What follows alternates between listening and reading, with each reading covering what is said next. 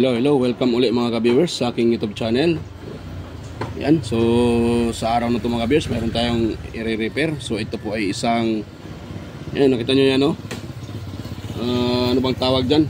Hindi ko alam ang masyadong ano tawag dyan. So parang ano to Christmas parol ba to? A symbol. So ito mga ka-viewers ay meron tong meron to siyang pailaw sa loob. So dati pa to, matagal na itong ganitong a symbol ng pailaw sa ating bahay. Yan, so marami ito siyang sa loob, Christmas light naka-symbol. So yan, problema pala nito mga ka-viewers. Ayan, yan, nahatak ng may-ari yung ito. So nahatak, tapos ito yung kanyang pinaka male plug, yan. So yan yung kanyang pinaka male plug. Yan, at manipis yung wire. Yan, so yan po ang i-share ko sa inyo ngayon mga ka-viewers, kung paano yan patibayin. Hindi lang sa i-repair natin to. So ang purpose ko dito mga ka-viewers, ang i-share ko sa inyo kung paano ito patibayin. So yan, so bago pa tayo mag-start, so sa mga bago pa lang dyan sa aking YouTube channel, yan, so huwag niyo pong kalimutang mag-like, mag-share, at higit sa lahat, yan, mag-subscribe mga ka-viewers, at pakipindot na rin yung bell button at ilagay nyo sa all para kayo po ay ma-notify sa mga video. Ayan, tuwing ako yung nag-upload. So, yan, start tayo mga viewers.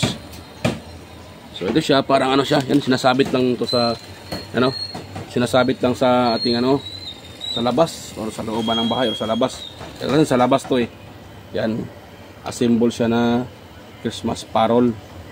Yan, maraming pailaw. So, ang purpose ko sa video na to mga viewers, paano ba talaga yan patibayin? Yan, para hindi basta-basta mahatak yung kanyang tawag dyan, yung kanyang pinaka wire. Yan.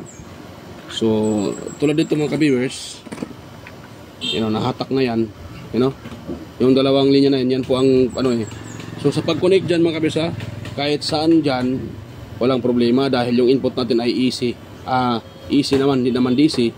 So kahit saan dyan. So pag ganun yung ganito nangyari sa inyong Christmas parol, a symbol, yan, yung kung anong tawag sa iba niyan. So ang tawag ko dyan ay, narinig ko lang din sa mga Christmas parol yung tawag nila, a symbol. Yan. So una-una ito muna yung ating patibayin. Yan, itong wire nyo napakanipis. So palitan natin ito ng ibang wire mga viewers. So ito po yung pangpalit ko. Galing po ito sa mga electric pan na sira. Yan, dahil makapal siya, matibay. Yan. So sa pag-connect naman ito mga ka-viewers, nga pala, itong video na to ay para lang po sa mga baguhan, sa mga hindi pa alam yung pag-wirings, ay sa mga master natin dyan. So wag niyo na po itong pansinin itong aking video. Yan. So ito lang po ay para lang po sa mga baguhan, sa mga hindi pa alam kung paano ito i-wirings. Yan. So yan, pero itong ituturo ko, hindi naman lahat na master natin dyan ay alam nila ito. Tulad nito. So sa yung iba, hindi pa kabisado paano ito patibayin. Yan. So pakita ko sa inyo mamaya mga kabisa para titibayan natin, hindi basta-basta nahahatak yan. Yan. So sa mga master natin dyan, so pwede din kayong hindi na i-skip nyo na lang mga kamaster. Yan. Yan po. So ito, para po sa mga hindi pa marunong paano ito i-wiring. So pag ganito mga ka-viewers, yung inyong Christmas parol, ganito kaliit yung kanyang wire, so palitan nyo na. Dapat ganito kakapal yung wire dahil matibay naman to makapal. So ang una nyong gawin, tanggalin nyo muna ito.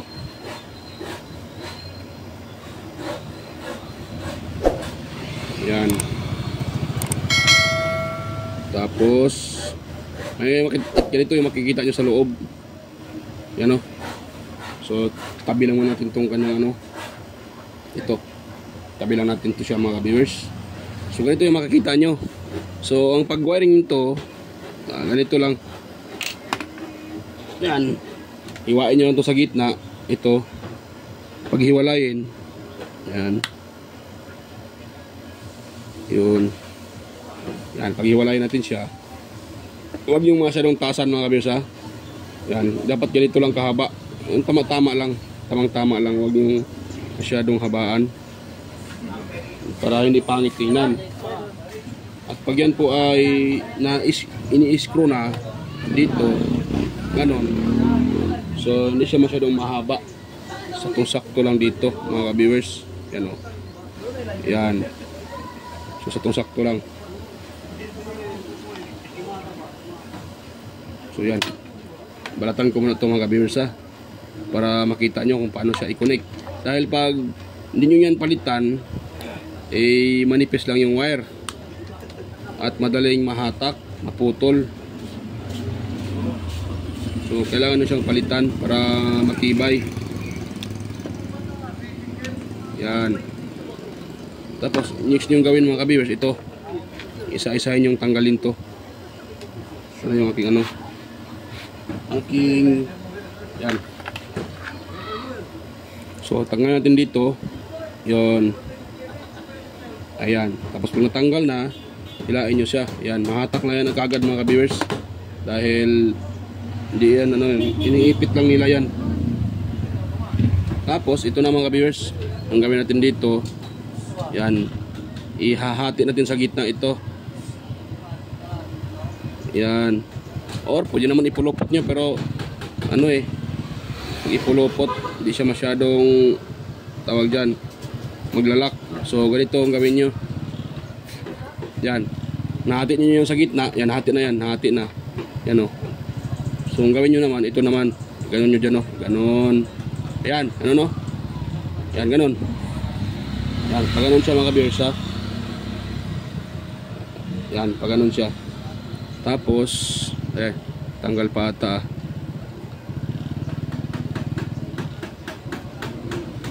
Ayan, medyo itang ha.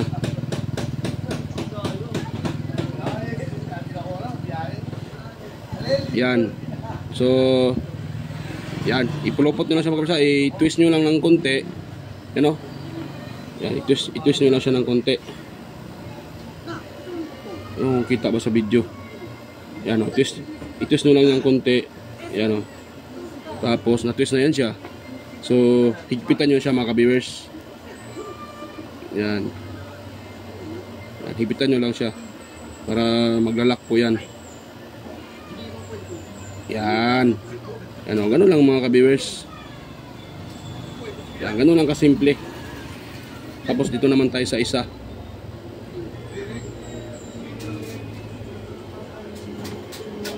Yan.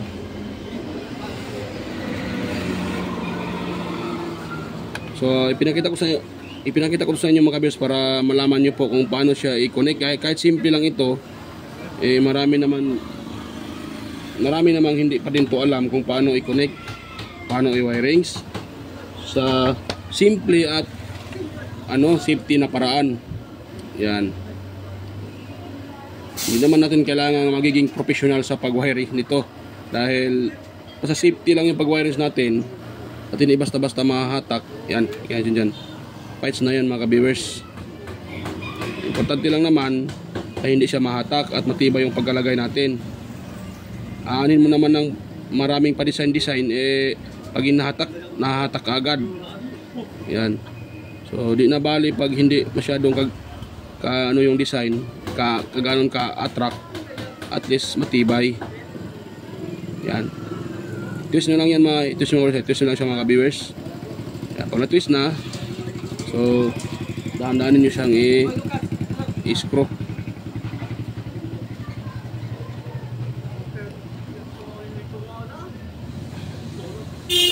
Yan. So dahil na-screw natin yan, dito na tayo sa pinakaano niya, pinakalagayan. Ito.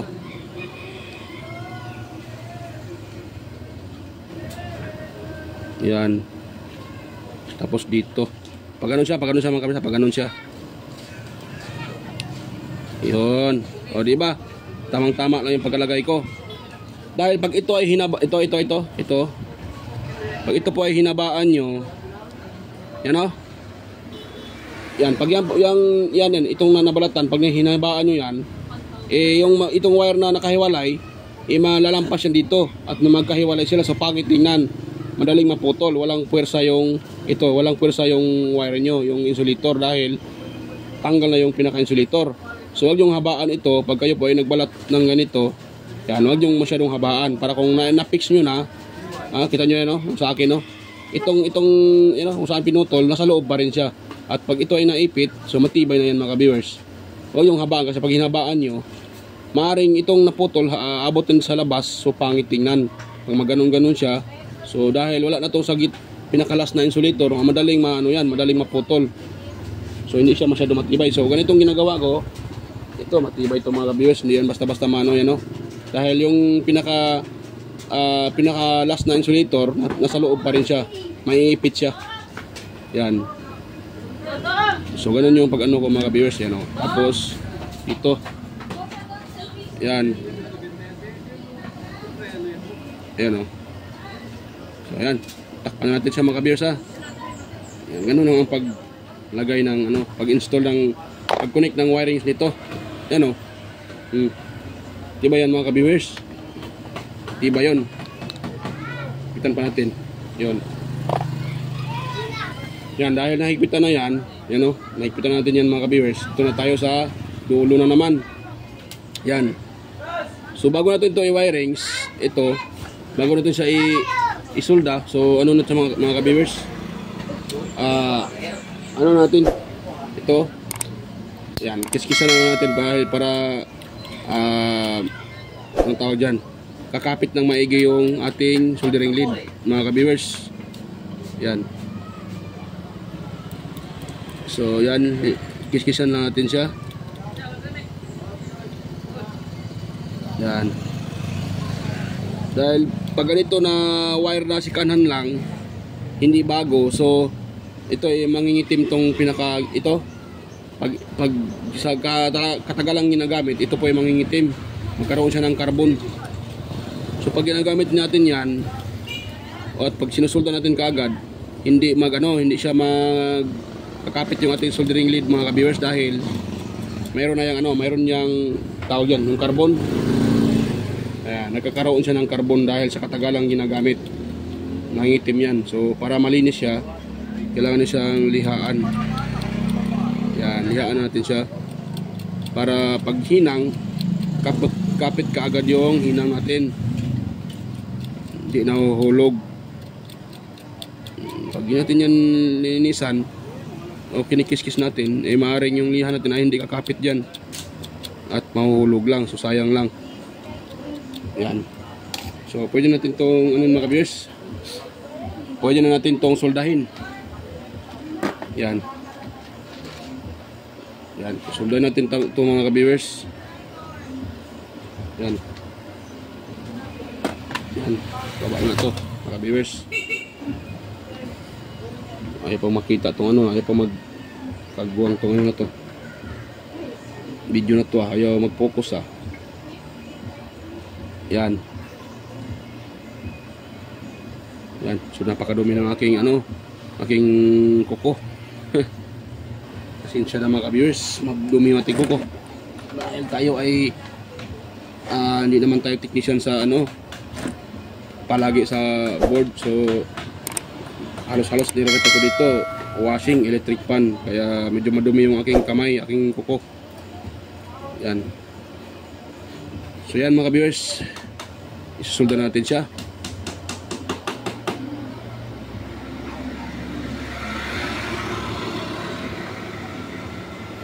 Diba? Umapit yung ating hinang. Dahil kinikiskisan siya. Ko na siya, kiniskis ko muna siya. Kasi pag natin kiskis yan, ay hindi mahuhulog lang yung ating mga viewers, ating liha. Ating liha, yung ating soldering lead.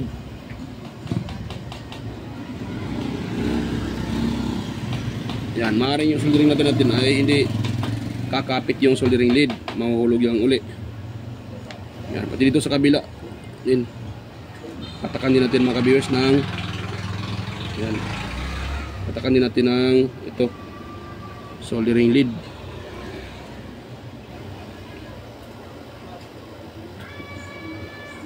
Yan, hindi pala kita. Yan, hindi kita mga viewers. Yan, pasensya na. So yan. Ngayon dahil napatakan na natin yan, dito na naman tayo sa pag-wirings dito sa ating pinaka-control board.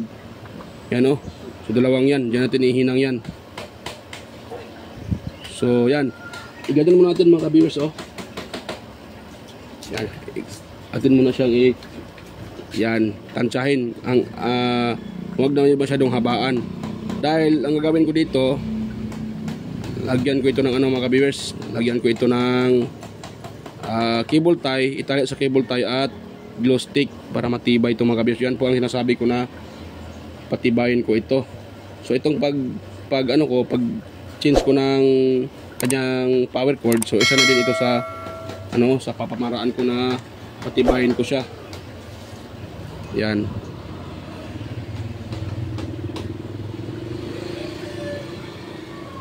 Yan. Ayun, nahihinang natin yung isa. So dito naman tayo sa isa mga ka-viewers. Yan. Yan, so ito muna ha. Yan. So dito tayo sa isa, ito. Yan o, hinangin ko din tong isa. Yan. Tapos natanggal kasi ang nito mga ka-viewers takip. Wala na po itong takip mga ka-viewers.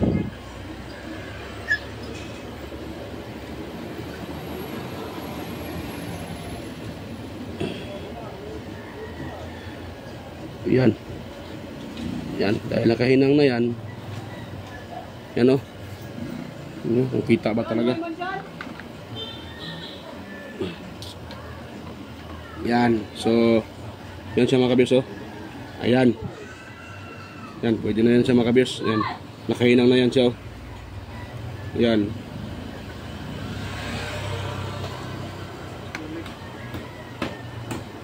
So yan, nakahinang na yan. So ang gawin natin ngayon dyan ay lagyan natin siya ng cable tie.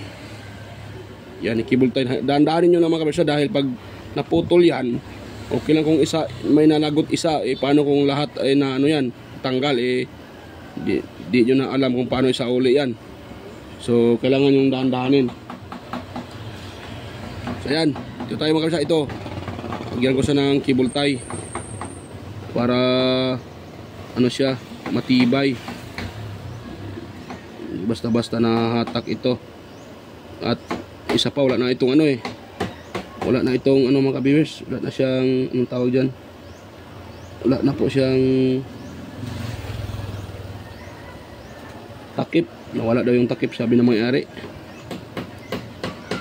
Nawala yung kanyang takip, kaya wala na itong takip.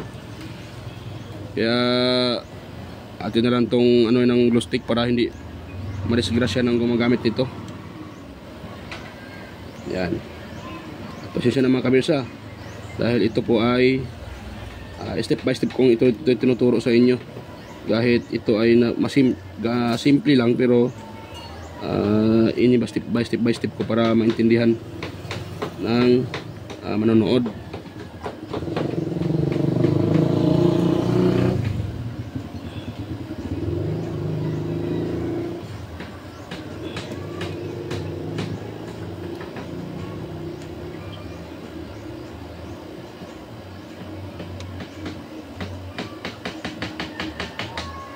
Yan.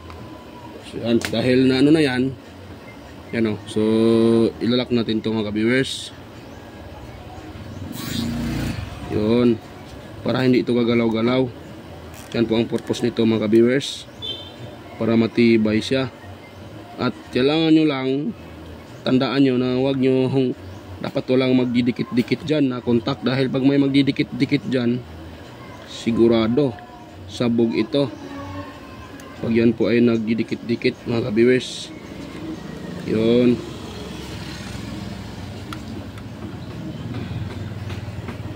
Yan. Yan. So dahil dyan na yung forma niya,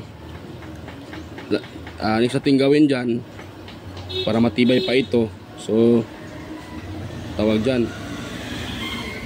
buhusan ko yan ng mga ka-viewers, glue stick. Ito. So buhusan natin ng glue stick dyan. So Yan. So ang purpose ko lang naman ito mga ka-viewers kung paano yan patitibayin yung ganyang klaseng setup dahil medyo substandard yung pagkagawa. Alam naman natin pag China yung mga wire ay napakanipis, kaya ang daling masunog, ang daling maputol, mahatak pa. Yan, ganun lang mga viewers. Yan, para hindi basta-basta mahatak yan.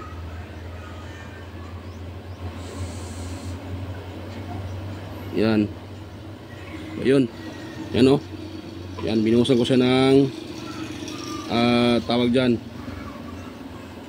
Binuhusan ko siya ng glue stick para matibay siya mga viewers.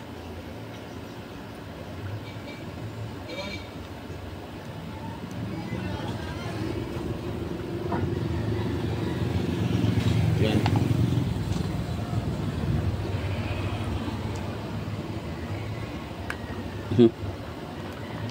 Yan. So, pwede na siya mga viewers. Ngayon, ang gawin naman natin dyan, dito buhusan din natin dito sa gilid. Yan, buhusan natin sa gilid para matibay talaga yan. Hindi basta-basta mahatak.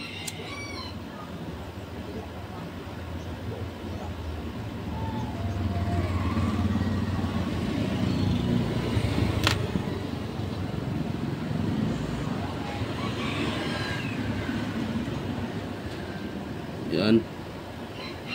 At kung may takip pa yung ganito yung mga kabisa, yung control board sa inyo, may takip pa. So, pwede na naman dito butasan. Ipasok itong plug na makapal dito sa ilalim. Pati ito. Yan, ito wala na kasing ano kaya sa labas ko na lang nilagay. Wala na siyang takip Yan, wala na siyang takip. Kaya nilagay ko sa labas.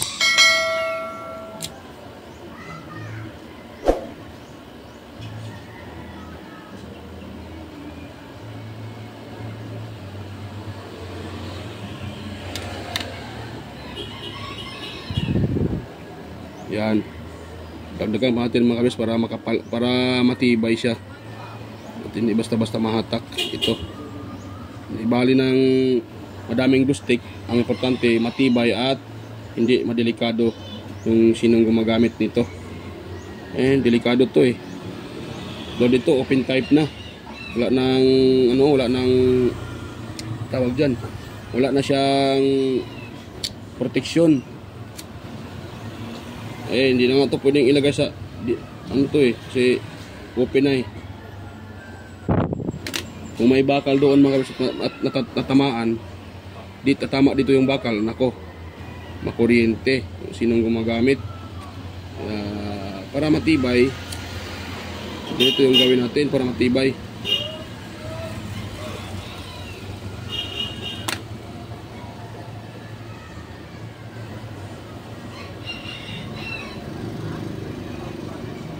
Yan, pwede na yan mga viewers. Yan matibay na yan mga viewers. Yan, matibay na yan. Yan. So, matibay na yan.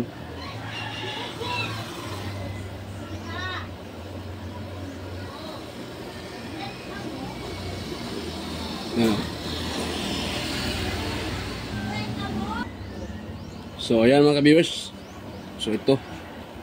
Ayan, pasensya na po na i-post ko mga dali mga viewers kasi may nagtanong na customer. So ayan. Ganito ng mga viewers ay ito. Lagyan natin ng tape. Yan. Ito dito. Yan. Para mas matibay pa siya. Yan, lagyan natin yan ng tape.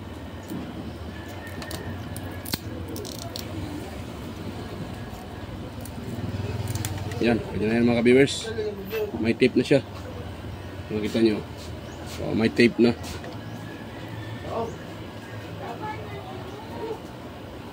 So yan mga viewers.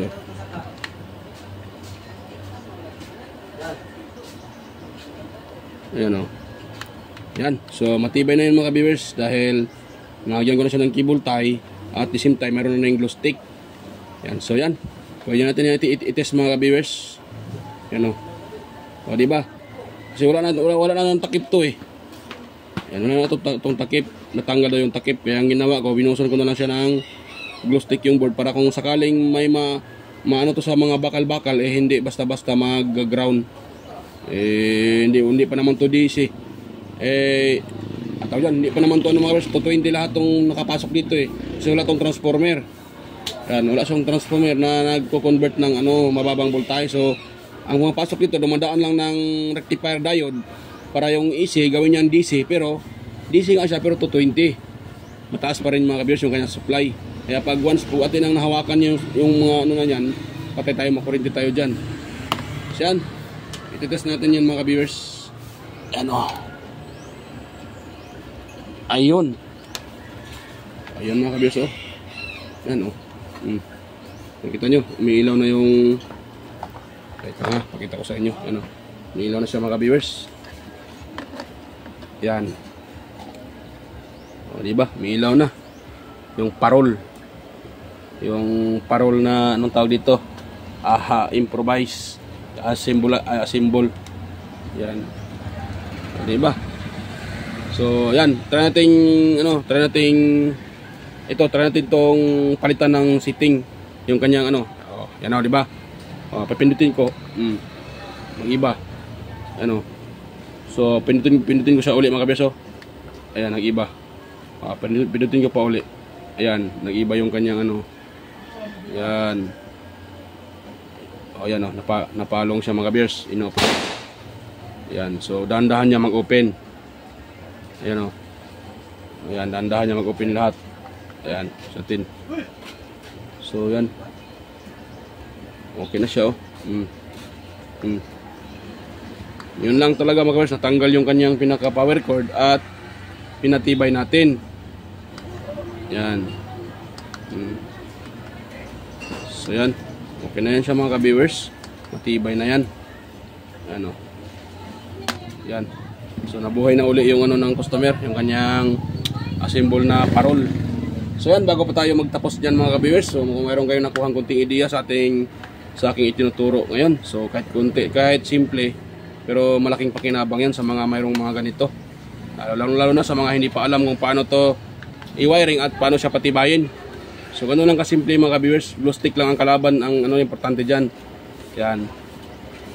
Yan. So yan. So sana po huwag niyong kalimutang i-share sa iba at paki-like natin yung video at i-subscribe mga ka-viewers. Ayan, bye-bye po mga ka-viewers. Kita-kita tayo ulit sa aking next na mga videos. Ayan, bye-bye po.